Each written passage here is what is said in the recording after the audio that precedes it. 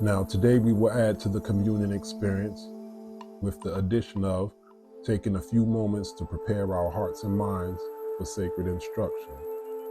Now, this portion requires the use of one gold raw candle and or one white nectar candle and quality frankincense, which is called seneter in the Kemetic tradition, which translates as divine fragrance.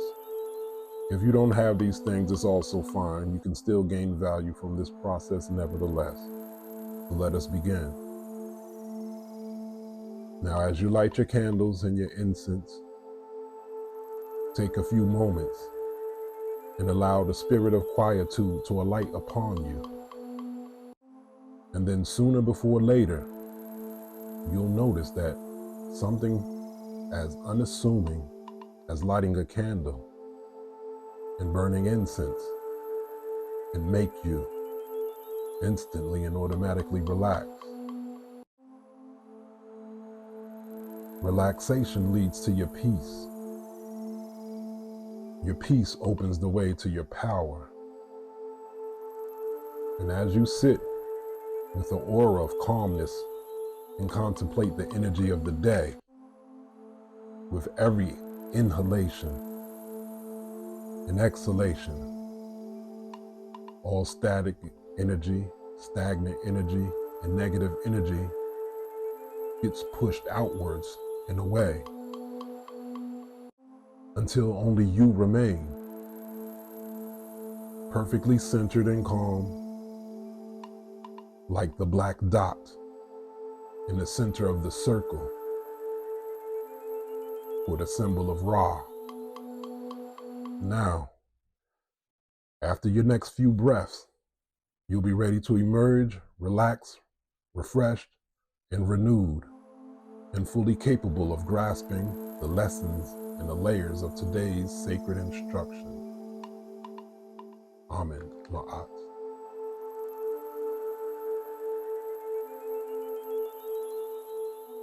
Iyiti, and welcome to the Communion Experience. Once again, this is your host, the Nasit Bidi Rasanku Kepper, Chief and Head Priest of the Templeofanu, facilitating our bi-weekly discussions about how to walk in peace and power by way of the teachings of the ancient Kemetic legacy. Now, before we go on into our lesson and our word of the day, let me take out a few moments to appreciate or show appreciation to the righteous and respectable chat. No, I didn't forget about you all. I've noticed that you all still sign in, even though we've been doing pre-records pretty much all year. But we appreciate you, and we want to continue to encourage you to continue to tell us who you are and where you're hailing from, because best believe we are paying attention. So remember, much appreciation to you all, and continue to do so, because these communions are for y'all first. So thank you. Duatu. So now let us proceed to get into what we call the word of the day.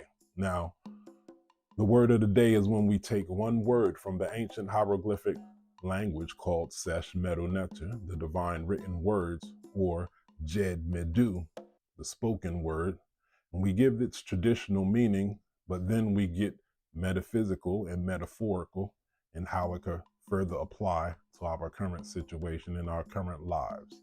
So let us begin. Here we have the word of the day is pert. Pert is the word of the day. Now, the word pert consists of a bilateral, which is a symbol that is pronounced with two syllables, and that syllable is per, and that symbol is an enclosure. The second symbol you all should be familiar with, it is a mouth. I think it's been in just about every word of the day since we begin these messages. So that symbol is a mouth, and it represents the letter R and the sound value Ra, or Re, or Ira, or Ire. And the next symbol should be familiar also. It's been in several words of the day messages before also, and that is a loaf of bread, which represents the letter T and the sound value of T, or Ta. And then at the end, you have a determinative, which has no sound value, but it is an indicator or helps you to determine which direction to go in translating or interpreting the word.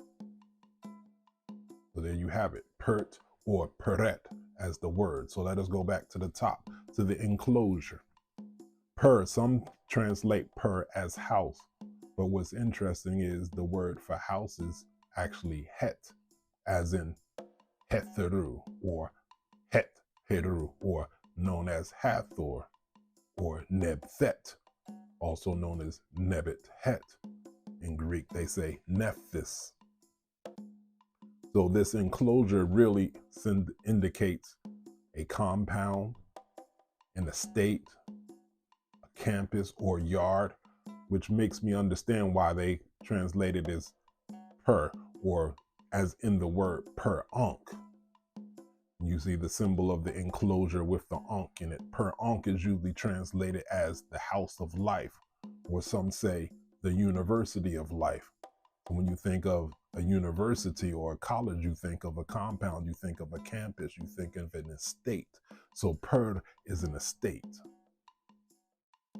Now, when you look at the second symbol, which is the R, which is the mouth, signifies action, because the mouth is not just a letter, it actually represents a word by itself, and it literally means to do. And then lastly, you have the bread. The bread represents dough turning into actual loaf of bread. So it represents the process of transformation. And then you have the legs. So peret is literally to go out. Peret means to go out, to go forth, to apply in life what you learned in its inner precincts. So pert, you hear this word again in the concept or the phrase pert imheru, which comes from a larger phrase, which is the title of a book or scroll called Reyu Nu Pert Imheru Imger, which is the chapters of coming forth by day from the night, the chapters of coming forth into the light from the dark, the chapters of coming into consciousness from unconsciousness. So there you have it, the pert of Heru, the going out of Heru, the going forth of Heru, the excursion of Heru, the journey of Heru.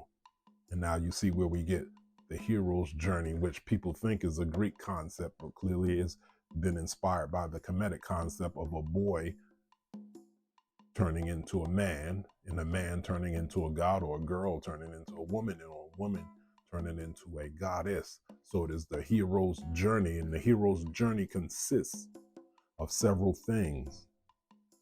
It is the journey. The journey is a mission, meaning you're given something to accomplish.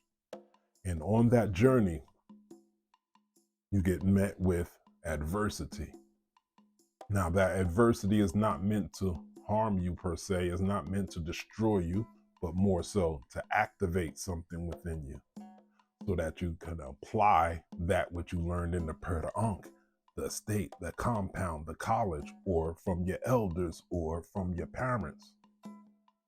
Or we can go even deeper than that, or something that's in your genes, something that your ancestors and the deities gave to you. So the adversity is not to harm, it is to activate, almost as an enzyme. So you have the journey or mission plus the adversity plus then experience. It's interesting when you hear that word experience. External is talking about something physical. Experience, external. And by now you should know on your journey that everything in the so-called physical world is a crystallization of an internal state that existed prior. So here you have the mission plus the adversity plus the experience, the external crystallization of lessons that were encoded in your DNA, in your genes, or in your conscious mind or your subconscious mind. And all of that equals out to a lesson. So mission, journey, adversity, experience, lesson. These are the prerequisites of the hero's journey. And the hero's journey is synonymous with the path of greatness. So there you have it, the word of the day, pert, in its relationship to the hero's journey.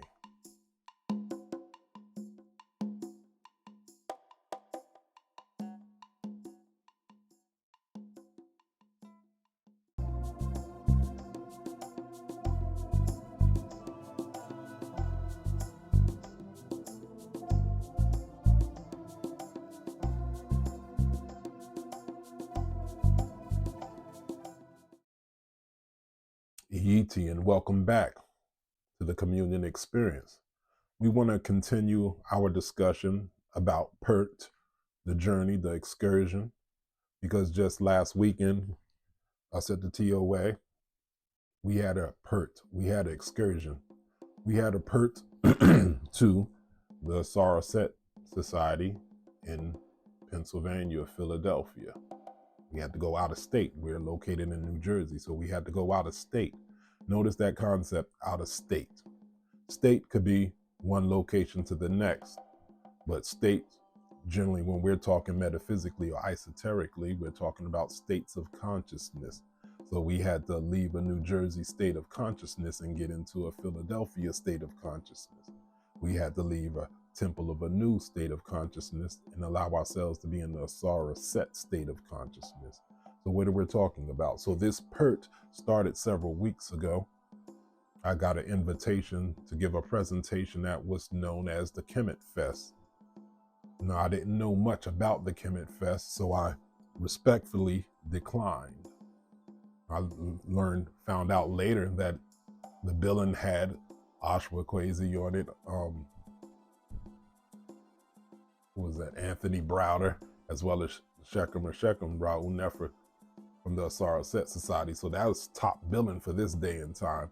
But I don't make decisions from my ego. I make decisions from my spirit and my decisions from my resonance.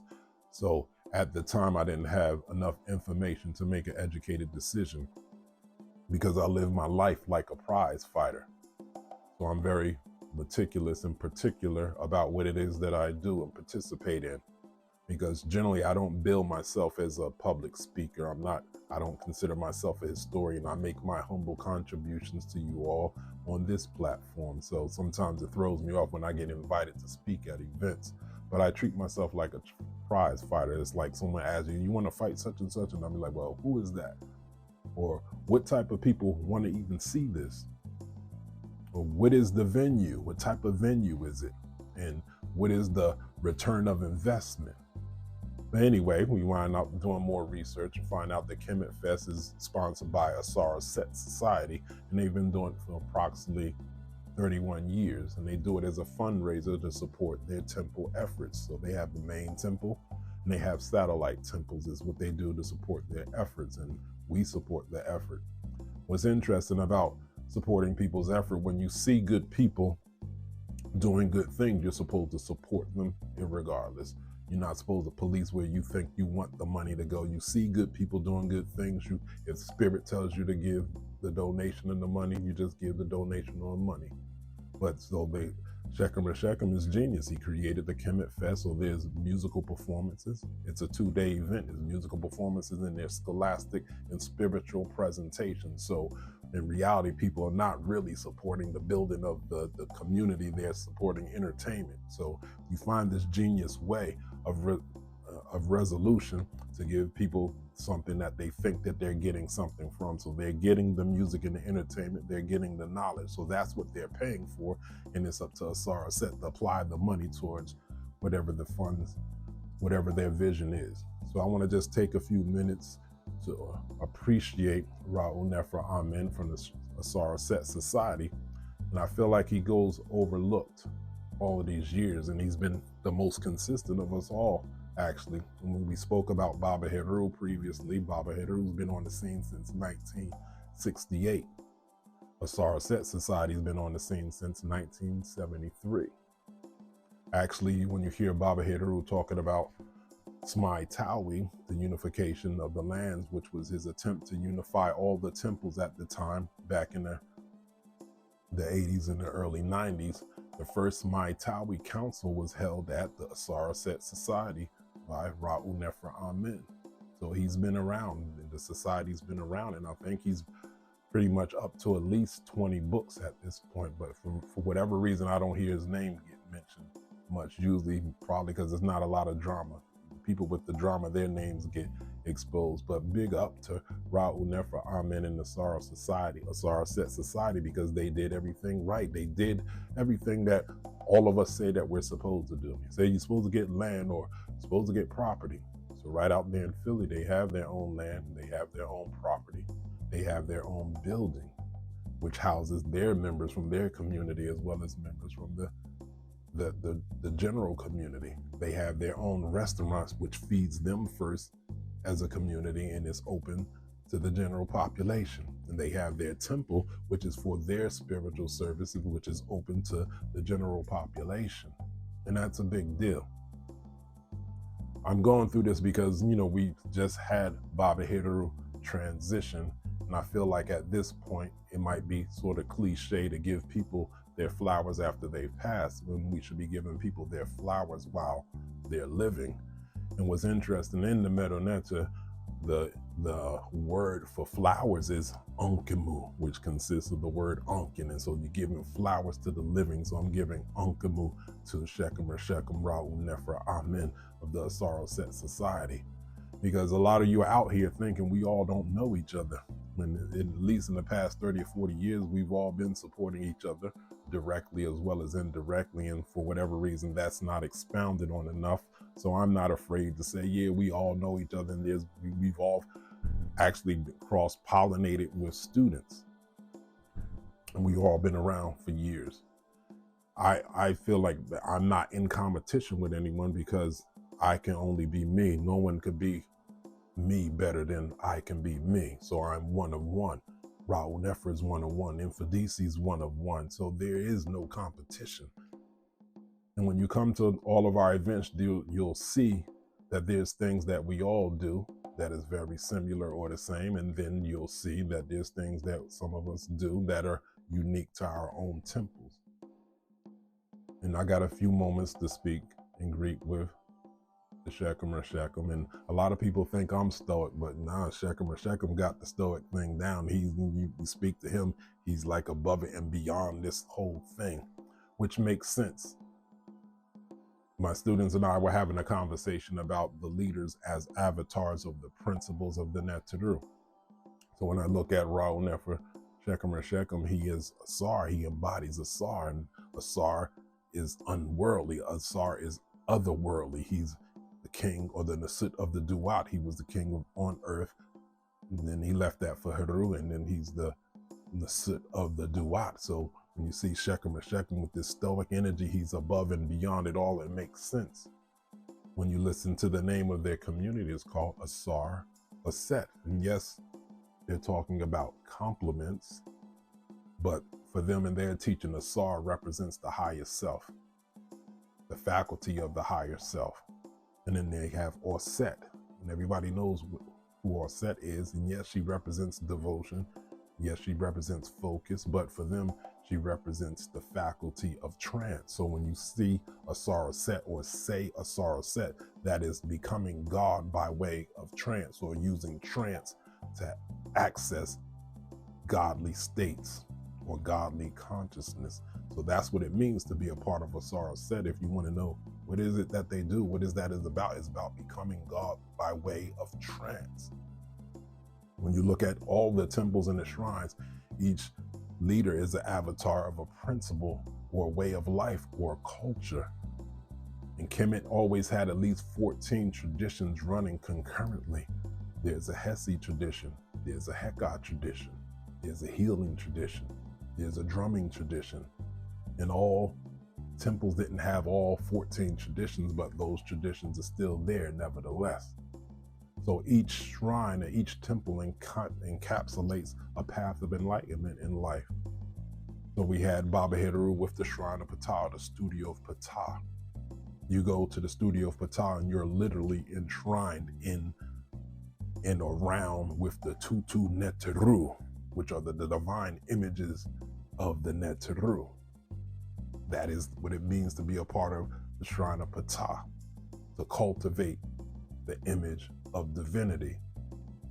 You have my teacher, Infadisi Jehuti Masasan Kamal Salim El. His shrine is called the Shrine of Jehuti Hiru Nebhu. His name, Jehutimus, one born of Jehuti. Infadisi is one of the best orators in the Kemetic tradition, which is very Jehutian of him. He is a scholar in Meroneta, which is very Jehuti of him. He is also a real life scholar, very Jehuti of him. He is also a Grand Master of martial arts. That's where the Infadisi title comes in. It's the Grand Master. It is the great teacher. So if you become a member of the Shrine of Jehuti Hiru Nebhu, then you're endeavoring to be a scholar warrior. And then you have us as the Templeofanu, we're the Temple of Ra. And we unapologetically say Ra is the supreme Godhead. Ra is the Yit Neteru. Ra is the Nasut Neteru, the king of the Neteru, the father of the Neteru.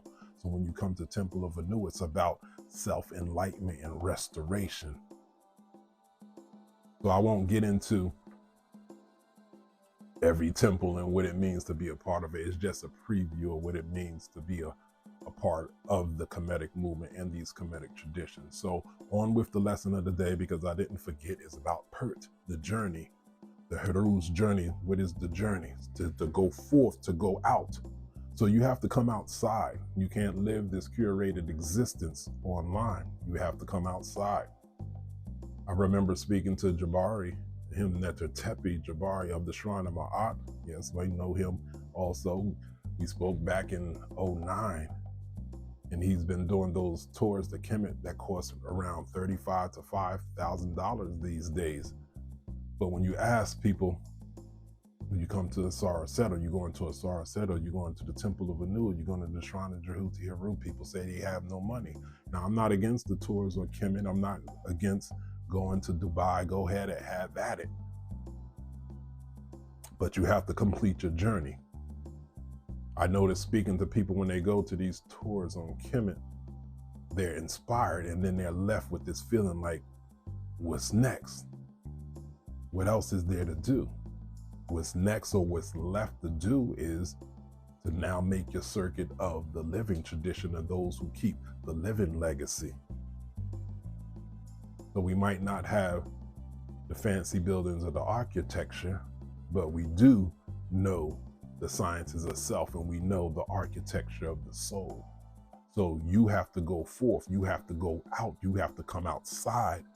Don't let your existence be curated by online things and online shenanigans.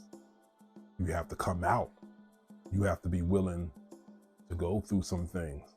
You have to be willing to go through some things with some people, be they good or bad. Because without those experiences, you will never become who it is that you need to be. Now, beliefs are fine, but every belief must be verified. We say trial by fire. And when we say trial by fire, we're not talking about the fires of hell. We're talking about a purification process where the spirit and the mind is forged, where the final product is indestructible. And when you come out that fire properly, it's not, you know, it's not there to destroy you, but to destroy everything fake about you. See, you can't avoid running into people. You can't run from people, because this thing that we call God operates in and through people. Your blessings and your blessings are going to come through people, your interactions and your relationships and your interrelationships through people. So to isolate yourself from people will be to isolate yourself from God. You want money, it's not going to come from the heavens, it's going to come from your actions and your interactions with people. You want success, it's going to come from your relationships and your interrelationships with people. Now, people will let you down and people will disappoint you. And you will let others down and you will disappoint others. And some people will uplift you, and some people will inspire you, and you will uplift others, and you will inspire others. But you cannot avoid this fire. When you go successfully through that fire, you no longer seek what they call safe spaces, because then you will be, after you go through the fire successfully, you become the superior force on the scene. And whatever you thought was a threat to you before, you will see and you will witness that it yields and it bends its knee to you. So you have to go forth. You have to go out and go forth. Get off the line and get into life, because time goes by, and this time goes by fast. Because some of you are watching me, and you're watching people like us, and you're watching us in live time go on our hero's journey. You see some of us do great things, and you see some of us fail, and some of you are scared to deal with people because you've been hurt. You separated yourself from people, but then you want to criticize people like us for doing the work that you failed to do. But I say the time goes fast. You have to be careful, because watching us on our journey, before you know it, you never got on your journey and you didn't accomplish what it is that you needed to accomplish.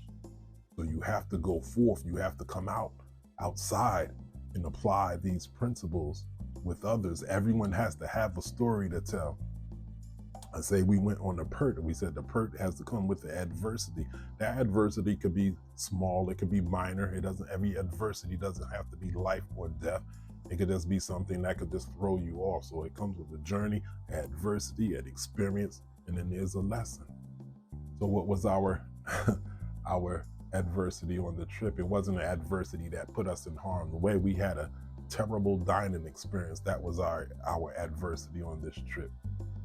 On the way out there, which is an hour and a half drive, we had a spirited conversation about the decline in service in the black restaurant experience, a decline in service. And we might have even created that reality earlier in the day, because we got into it in great detail about our experiences about the decline in service in the service industry, period. So our plan was to go to a Somerset, and after a Somerset, we'll go to this restaurant, a dine-in restaurant, and we'll process from there. So a Somerset was everything that we thought it was going to be. It was spiritual, it was drumming, it was good people, positive vibes, nice marketplace. We appreciated the experience. So when it was time to close the deal, we went to the restaurant. In Philly, y'all got to be better. So it was our worst experience ever as far as our dining experience. So we get there, the door is locked. We're like, what the heck is going on? We look in there, it's dark inside. Like, oh man, they closed. This is messed up. Where are we gonna eat? And someone came to the door. And so we like, oh, okay, they are open. So we're about to go in, and they stopped us. Like, oh no, we don't do dine-in anymore. We're like, that's curious. It didn't say anything online about not dining. We came out of state. And she's like, hey, I'm sorry about that, but you could order takeout if you like. We're like, all right, takeout. It's a nice day. Our vibes is high. We just came from a ritual. We came from a ceremony. The vibes is high. So we like, okay, let's go in and go to the desk and order our takeout. They didn't let us in. She came outside with the pad and took our orders outside. We're like, well, this is different. I never seen nothing like this type of setup. And then went inside, locked the door, and the lights are still out. And we're just like, yo, this is crazy. We're looking like, okay, where are we going to eat? It's a nice day. It's a beautiful day. Maybe we could go to the park. Then other people are coming and they're waiting outside and they're making their orders, and they're like, this is normal for them. This is not. Remember, we said we had to get out of a New Jersey state of mind into a Philly state of mind. This is definitely not a Jersey state of mind, so this is a Philly thing, and we didn't care for that Philly state of mind experience. So Philly, y'all got to be better. And to their credit, they say they haven't offered the dine-in experience since COVID. But I'm like, COVID was several years ago. There was nothing structurally wrong with the place. So I don't know what that was about, but that wasn't cool. So we wound up eating in our truck, in the vehicle. The food wasn't the worst food, and it wasn't the best food. So the point is, it did not spoil our experience, because we didn't come to Philly to eat. We didn't come for the dining experience. We came for a high vibrational day, in which we did have, in which we did maintain. And the food And this dining experience did not take away from that experience. So that was the small adversity that we had, the small hiccup that we had in our experience in going out of state, out of New Jersey into Philly. So with that being said, you have to go forth, you have to come forth, you have to go out, you have to come outside. So bringing it back home to the year of the 9, of course, we didn't forget about that. We're winding it down. We're in October, about to go into December. There's only several months left to complete this 9. The 9 is about death. It's about transition. It's about radical shifts, radical change, radical transitions. So now we have to be willing more than ever, more than all year, to quickly put closure to our fear, to our doubt, to our hesitation, and to our procrastination, and be willing to go through something, because the hero's journey is synonymous with greatness. I'll conclude the lesson there. This is your host and the Sit Biddy, Ross Anku Kepper, Chief and Head Priest of the Templeofanu. We say Shini Matep, the Anu, Uncle Jah Seneb Nab. And as life be life, y'all stay dangerous.